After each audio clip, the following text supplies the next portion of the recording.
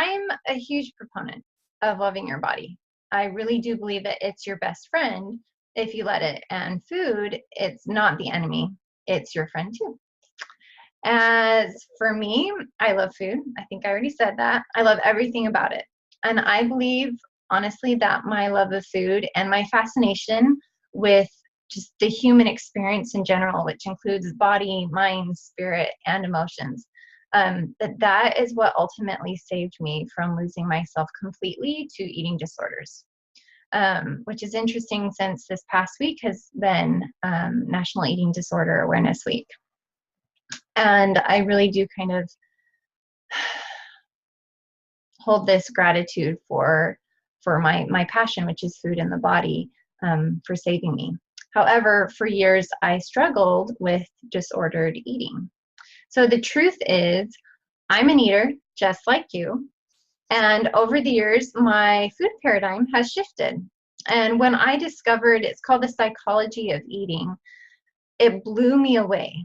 And I realized that there must be some key component that we've been missing in our culture.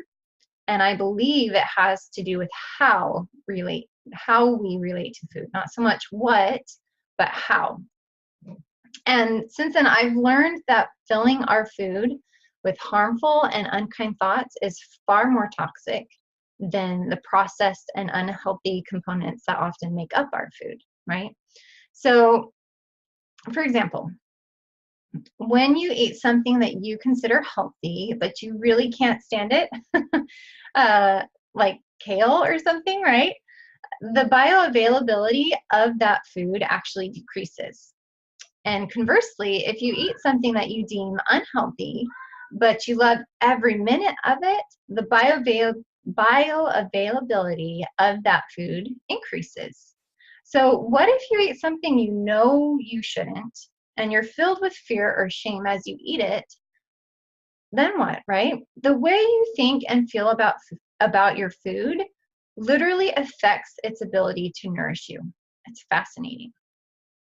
My favorite tool to implement, and I believe it's the most powerful, is what I call experimental eating. So food experiences allow us to relate and experiment with our food in a way that frees us from fear and shame. And we tap into our subconscious mind and we process triggers as they come up, which then helps us to identify the root cause behind our food choices and our eating habits. And that's why nowadays I'm much more interested in how we eat rather than what we eat. Because how we eat influences not only how we digest and assimilate our food's nutrients, but it also affects how we digest and assimilate our life experiences, right? So this week, we are going to activate our parasympathetic nervous system and unlock our full digestive force by eating optimistically.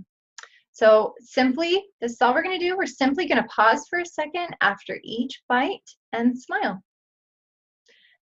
And notice if your food tastes differently. Do you feel different? And with each smile, you're going to allow your thoughts to shift toward optimism and notice how your body responds to kindness.